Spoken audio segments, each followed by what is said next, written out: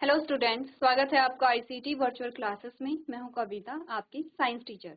उम्मीद करती हूं आप सभी अच्छे होंगे और स्वस्थ होंगे। सो क्लास कंटिन्यू करेंगे अपना चैप्टर जिसमें हम बात कर रहे हैं इम्प्रूवमेंट इन फूड रिसोर्सेस, यानी कि फूड रिसोर्सेस में कैसे इम्प्रूवमेंट किया जा सकता है, इसके बारे में हम यहाँ पर पढ़ रहे थे। तो प्रीवियस लेक्चर में आपने कुछ यहाँ पे टेक्निक्स के बारे में पढ़ा था, जैसे कि आपने कहा क्रॉप वैरायटी इंप्रूवमेंट में सबसे पहले हमने हाइब्रिडाइजेशन समझा, क्या होता है हाइब्रिडाइजेशन।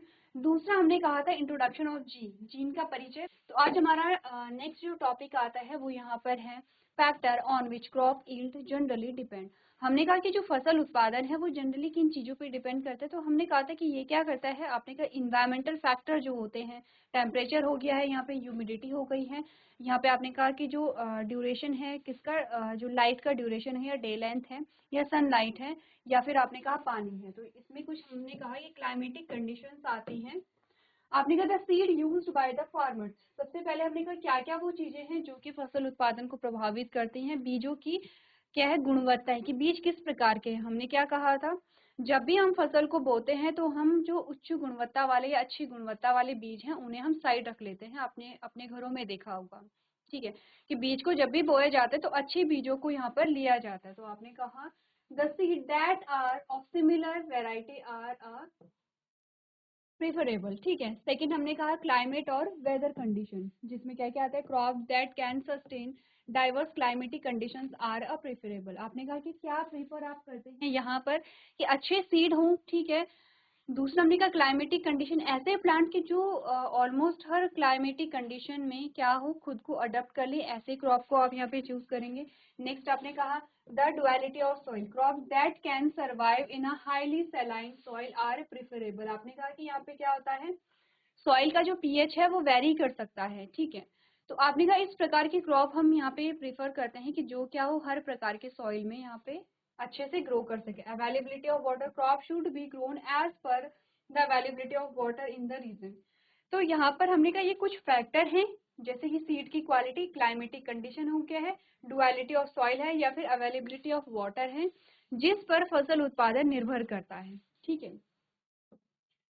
नेक्स्ट हमने कहा क्रॉप प्रोडक्शन मैनेजमेंट। अगर हम देखें कि जो फसल उत्पादन प्रबंधन है उसमें आपने क्या पढ़ा है, आपने कहा different farmers can have small और large farm on which they can use different farming practice. आपने कहा जो फार्मर होते हैं वो अलग अलग प्रकार के नहीं कहेंगे, बट हमने कहा कि उनके पास जो कृषि योग्य भूमि होती है अलग अलग हो सकती है। कोई बहुत स्मॉल क्वांटिटी में क्या करता है, उत्पादन कर रहा है, सिर्फ अपने लिए कर रहा है। कुछ उससे थोड़ा लार्ज अमाउंट पे क्या कर रहा है, यहाँ पे प्रोडक्शन कर रहा है।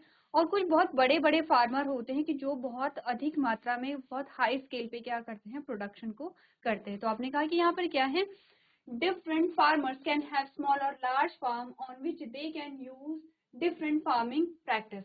तो आपने कहा कि यहाँ पर कृषि योग्य भूमि कितनी है उस पर भी क्या होता है, निर्भर करता है कि फार्मिंग किस प्रकार से की जा रही है। जैसे कि अगर हमने बात की है यहाँ पर वीडिंग की, वीडिंग आप समझते हैं कि जो फसल है, फसल में जो अनवांटेड प्लांट होते हैं, जो अनचाहे पौधे होते हैं, उन्हें हम क्या करते हैं, निकाल देते हैं। इसे हम वीडिंग कहते हैं, या निराई गुड़ाई के माध्यम से आप निकालते हैं। ये खरपतवार होते हैं। आपने कहा किसी के पास 4 खेत है तो वो आराम से 4 खेतों का हाथ से क्या कर सकता है, निराई गुड़ाई कर सकता है। लेकिन अगर किसी के पास यहाँ पर 20 से 30 खेत हों तो क्या ऐसा पॉसिबल है कि वो सभी खेतों की निकाल सकता है। आपने क्या इसके लिए या तो वो वेडीसाइड का यूज कर रहा है, ठीक है, या फिर वो उसके और जो ऑप्शन है वो देखेगा। तो आपने कहा इस पे वैरी करता है, कितनी भूमि में कृषि की जा रही है उस पर वैरी करता है कि क्या यहाँ पर जो फार्मिंग प्रैक्टिस है वो यूज हो रही है। नेक्स्ट है the choice of farming practice would depend upon availability of financial resources money.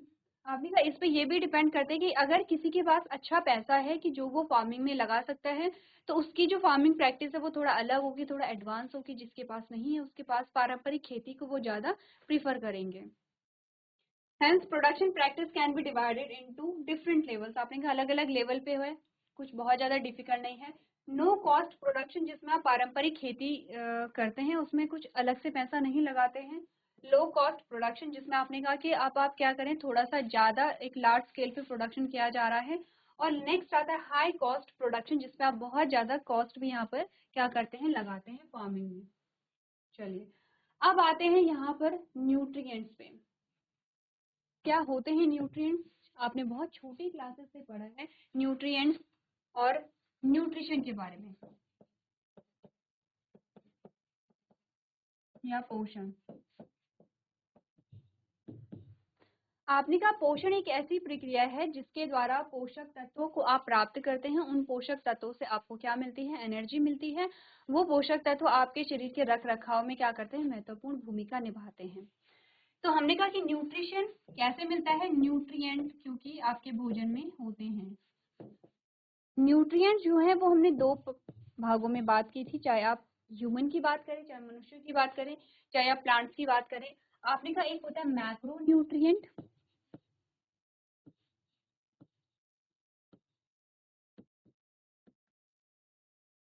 और एक होता है माइक्रो न्यूट्रिएंट।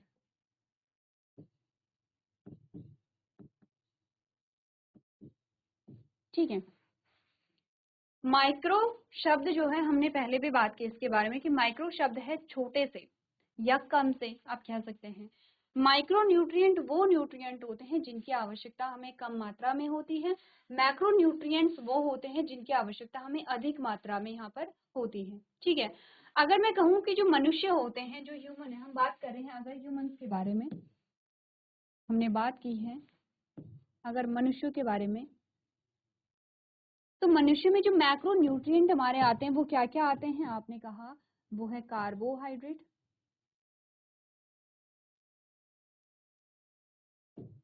वो है प्रोटीन, वो है फैट। ये हमारे क्या आते हैं यहाँ पर?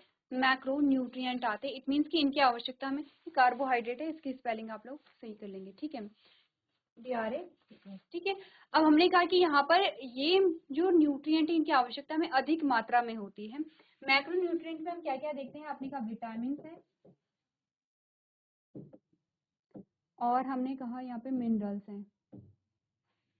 इनकी आवश्यकता में होती है, इनकी आवश्यकता में होती है लेकिन कम मात्रा में होती है। ठीक है, ये तो हमने बात की है किसके बारे में? मनुष्यों के बारे में, कि जो ह्यूमंस होते हैं उनमें मैक्रो न्यूट्रिएंट्स क्या हुए और माइक्रो न्यूट्रिएंट्स क्या हुए।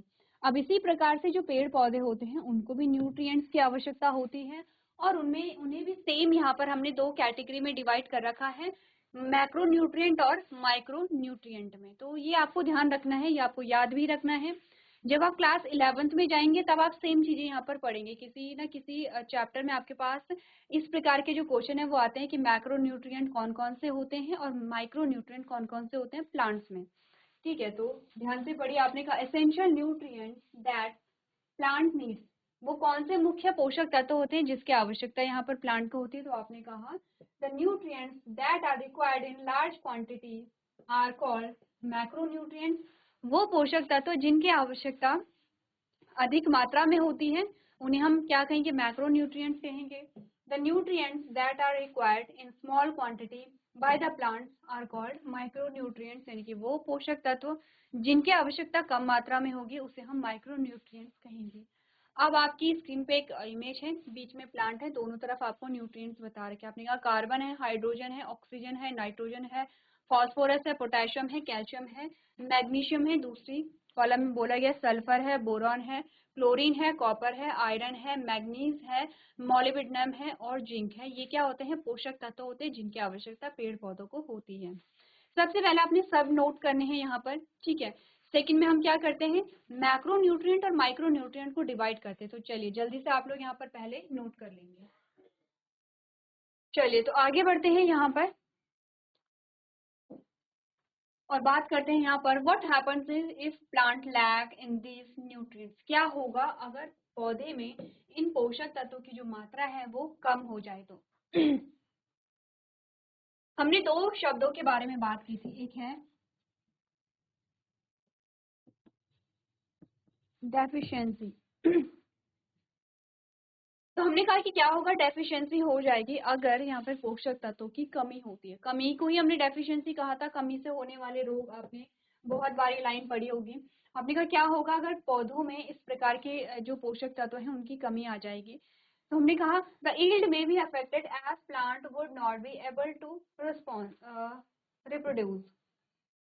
क्या होगा, अगर पौधे को प्रॉपर जो यहाँ पे न्यूट्रिएंट्स है वो नहीं मिले तो उसकी ग्रोथ अफेक्ट होगी, उसकी ग्रोथ अफेक्ट होगी तो आपने कहा कि जो प्रोडक्शन है वो अफेक्ट होगा।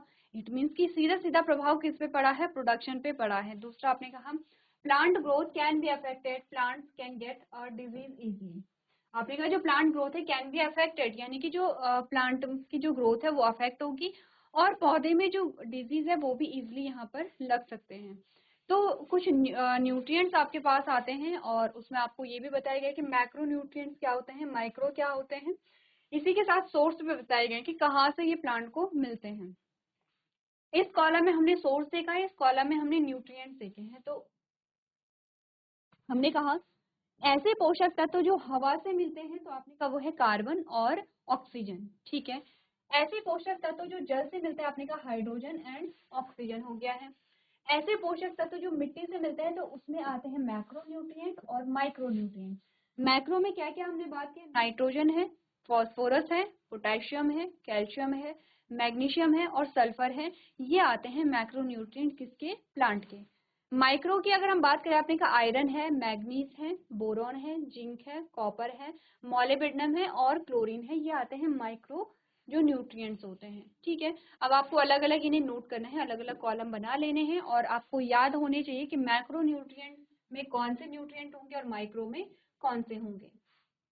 अगली हेडिंग आती है, आपने कहा how can we increase the yield by providing all nutrients to the plant. हमने कहा ऐसे कैसे संभव है कि हमने सारे पोषक तत्व तो हम प्लांट को दे दें और जो ग्रोथ है उसे बढ़ा दें। तो आपने कहा क्या कर सकते हैं हम, यूजिंग मैन्योर।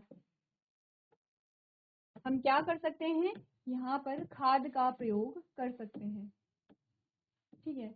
और दूसरी चीज हम क्या कर सकते हैं, यहाँ पे फर्टिलाइजर्स का यूज कर सकते हैं। तो खाद का यूज क्यों, किस प्रकार से किया जाता है, इसको करने से पहले थोड़ा खाद को समझते हैं। हमने कहा जब भी आप मैन्योर या खाद की बात करेंगे,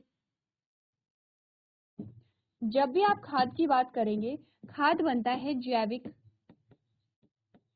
चीजों से या आप कहेंगे जैविक कचरे से, ठीक है। जैसे कि हमने कहा जैविक जो कचरा है या फिर आपने कहा जैविक जो वेस्ट है, जैसे हमने कहा गोबर। सबसे पहले जब भी हम खाद का नाम लेते हैं तो हम गोबर, हमें नाम याद आता है। तो गोबर क्या, काव डंग है, यानी कि एनिमल वेस्ट है, ठीक है। दूसरा हमने कहा कि और अगर हम खाद बनाते हैं तो जैसे आपने कहा जो फल सब्जियों के छिलके होते हैं, जो खाना होता है, जो पेड़ होता है, सूखे जो लकड़ियां होती हैं, किसी की डेड बॉडी है, वो क्या जैविक कचरा है, उससे भी क्या बनती है, खाद बनती है। और आपने बात की तो आपने कहा हम क्या करते हैं यहाँ पर, जैसे आगे आप बात करेंगे कि यहाँ पे खाद को कैसे बनाया जाता है, फार्म में बनाया जाता है। उसके लिए या तो अपघटक ही क्या करते हैं, खाद का निर्माण कर लेते हैं, या आप कृमि का यूज करते हैं, ठीक है। जो आपने केंचुए देखे होंगे, गोबर में भी आपको केंचुए मिलते हैं, तो एक्चुअली में वो बेनिफिशियल होते हैं, ठीक है। वो कर क्या रहे हैं, वो खाद का वहां पर निर्माण कर रहे हैं। तो सबसे पहली चीज तो ये है कि आपने कहा ये ऑर्गेनिक चीजों से मिलकर के बनी है, ठीक है। खाद जो है वो ऑर्गेनिक चीजों से मिलकर के बनी है। दूसरा इसका ये है कि अगर इसका यूज हम खेतों में करते हैं और ज्यादा मात्रा में भी करते हैं तो इसका कोई साइड इफेक्ट हमारे पास नहीं आता है, ठीक है। कोई भी साइड इफेक्ट नहीं आएगा। तीसरा ये है कि ये एकदम से ग्रोथ नहीं देता है, एकदम से प्रोडक्टिविटी को नहीं बढ़ाएगा, धीरे धीरे प्रोडक्टिविटी को बढ़ाता है। और ऐसा नहीं है कि आपने यहाँ पे खाद डाली और वहां पर आपको अगले ही साल बहुत ज्यादा अधिक मात्रा में आपको उत्पादन देखने को मिला, ऐसा नहीं होता है। क्योंकि यहाँ पर क्या है, इनमें जो पोषक तत्वों की मात्रा है वो उर्वरक या फर्टिलाइजर्स की तुलना में कम होते हैं, ठीक है। तो पढ़ लेते हैं सबसे पहले यहाँ पर मेन्योर और फीचर्स ऑफ मेन्योर। सबसे पहले आपने कहा फंक्शन और features of manure. Manure mainly contains organic matter which increase the fertility of soil. आपने कहा कि मैन्योर क्या होता है, ऑर्गेनिक मैटर से बना होता है। ये क्या करता है, मिट्टी की उपजाऊ क्षमता को बढ़ाएगा क्योंकि इसमें पोषक तत्वों को ऐड करेगा। जो मिट्टी है उसकी जो प्रोफाइल होती है, जो मिट्टी का जो टेक्सचर है या उसकी जो प्रोफाइल होती है उसे सही करता है, ठीक है। जैसे क्लास 8th में आपने एक चैप्टर पढ़ा है जिसमें आप बात करते हैं यहाँ पर क्रॉप प्रोडक्शन, ठीक है। क्रॉप प्रोडक्शन में आपने क्या बोला कि क्रॉप का प्रोडक्शन कैसे किया जाता है। क्रॉप प्रोडक्शन में आपने सेम वही आपने मैन्योर के बारे में बात की है। और आपने ये भी बात की कि मैन्योर क्या करता है, सॉइल प्रोफाइल को क्या करेगा, अच्छा करेगा, सॉइल प्रोफाइल को वहाँ पे मेंटेन करता है। आपने कहा कि ये क्या करता है, वाटर होल्डिंग कैपेसिटी को, जहां पर वाटर होल्डिंग कैपेसिटी बहुत ज्यादा है वहां पर मीडियम करेगा, जहां पर वाटर होल्डिंग कैपेसिटी बहुत कम है वहां पर भी क्या करेगा, उसे इंक्रीज करके मीडियम करता है। ठीक है। दूसरा हमने कहा it also contain nutrients in small quantity which are then supplied to the soil on adding manure. ठीक है, कि इसमें क्या होता है, कुछ मात्रा में पोषक तत्व भी होते हैं। नेक्स्ट आपने कहा soil structure also enhances due to manure, की हमने कहा था कि सॉइल प्रोफाइल या फिर मिट्टी का जो स्ट्रक्चर होता है उसमें क्या आता है, सुधार आता है। It tends to hold more amount of water, और ये बात कर रहा है वाटर होल्डिंग कैपेसिटी के बारे में। ठीक है, ये किसके बारे में बात करेगा, वाटर होल्डिंग कैपेसिटी के बारे में, यानी कि जल धारण क्षमता। अब हम इन चीजों को बहुत जल्दी में इसलिए पढ़ रहे हैं क्योंकि आपने क्या किया है, आपने चीजें पहले भी पढ़ ली हैं। आपने क्लास 8 में ये सारी चीजें आप पढ़ चुके हैं, आपके लिए नहीं नहीं है। ठीक है, ये वाटर होल्डिंग कैपेसिटी आप लोग कैसे लिख लेंगे। नेक्स्ट आपको बताया गया है यहाँ पर the organic matters avoid water lodging and drainage in the clay soil. ये क्या करता है कि ये वाटर लॉगिंग और ड्रेनेज इन क्ले सॉइल में ये इन्हें सही करते हैं। तो इसकी परिभाषा जो है, वाटर होल्डिंग कैपेसिटी को अगर बहुत ज्यादा है तो कम करना, बहुत कम है तो ज्यादा करना, ये उसी को आपको बताता है। Manure is purely organic, hence using more manure is completely healthy for the plant as well as the environment. आपने कहा कि यहाँ पर अगर हम मैन्योर का ज्यादा मात्रा में हम यूज भी करते हैं तो ये प्लांट के लिए भी हेल्दी है, ये इन्वायरमेंट के लिए भी हेल्दी है। Using manure is a way to recycle farm waste. आपने कहा ये सारी चीजें हम वेस्ट करें, चाहे वो जैविक चीजें हों, जैविक कचरा हो, हम रिसाइकिल कर रहे हैं। रिसाइकिल कर रहे हैं, एक तो क्या कर रहे हैं, अपने इन्वायरमेंट को क्लीन कर रहे हैं, और दूसरा उसका रीयूज कर रहे हैं। ठीक है, वो भी उसमें कि आपने कहा कि आपको बहुत ज्यादा बेनिफिट्स यहाँ पर मिल रहे हैं। तो आपने कहा कि एक तो इन्वायरमेंट क्लीन हो रहा है आपका, जैसे कि कोई एनिमल है उसकी डेड बॉडी पड़ी हुई है, क्या हो अगर डीकम्पोजर्स ना होते या अपघटक ना होते तो उसकी बॉडी एज इट इज पड़ी रहती, और आप सोचिए कि यहाँ पर जगह बचती ही नहीं, क्योंकि आपने कहा कि हर दिन इतने सारे एनिमल्स मरते रहते हैं और इतने सारे एनिमल्स यहाँ पर हैं।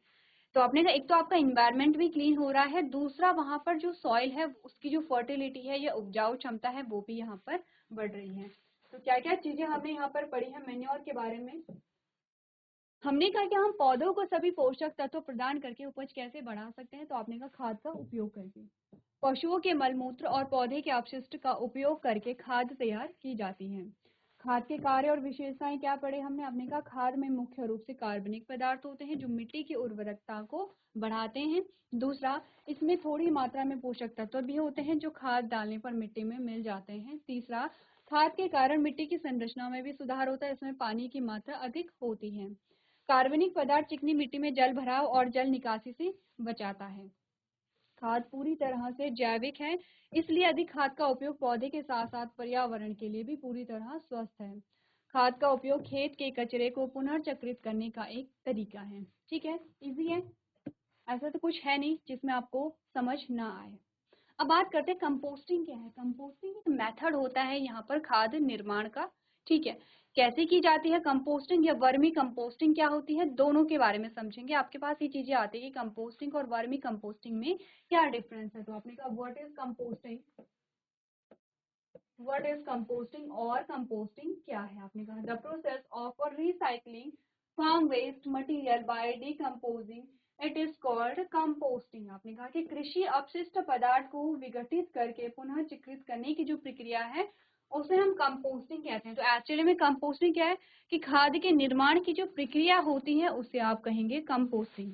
ठीक है, the product formed on decomposition is called compost। आपने कहा कंपोस्टिंग की प्रक्रिया के दौरान आपने क्या किया, डिकम्पोज किया है, अपघटन किया है, और इस प्रक्रिया के दौरान जो हमें प्रोडक्ट मिलता है वो होता है कंपोस्ट। तो आपने कहा विघटित होने पर जो उत्पाद बनता है उसे कंपोस्ट कहते हैं। तो हम ये भी कह सकते हैं कंपोस्टिंग की प्रक्रिया में कंपोस्ट बनता है यहाँ पर। ठीक है, the compost has high variety of nutrients and organic matter. रचना में पोषक तत्व और कार्बनिक पदार्थों की उच्च विविधता होती है।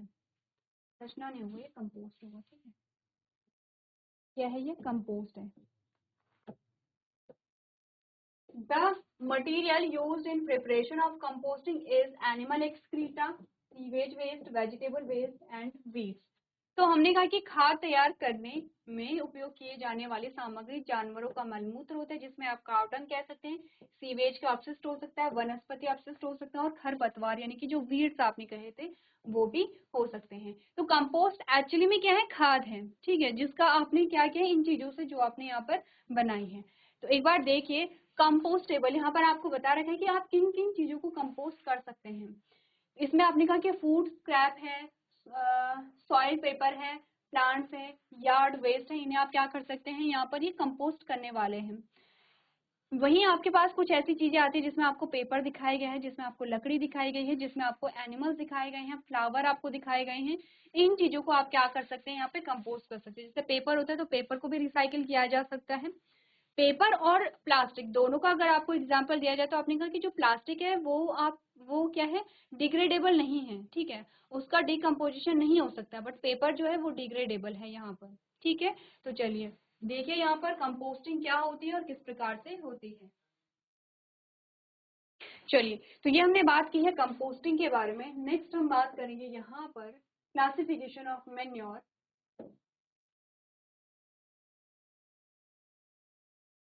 चलिए, कंपोस्टिंग के साथ साथ हमारे पास वर्मी कंपोस्ट भी आता है। वर्मी कंपोस्ट में क्या होते हैं, यहाँ पे जो कृमि होते हैं उन्हें वहाँ पे यूज किया जाता है। सिर्फ इतना डिफरेंस है। कंपोस्टिंग नॉर्मली आप क्या करें, कोई भी जो भी आपने जैविक कचरा लिया है, एक गड्ढा खोदा जाता है, उसमें डाला जाता है, उसे मिट्टी से दबा दिया जाता है।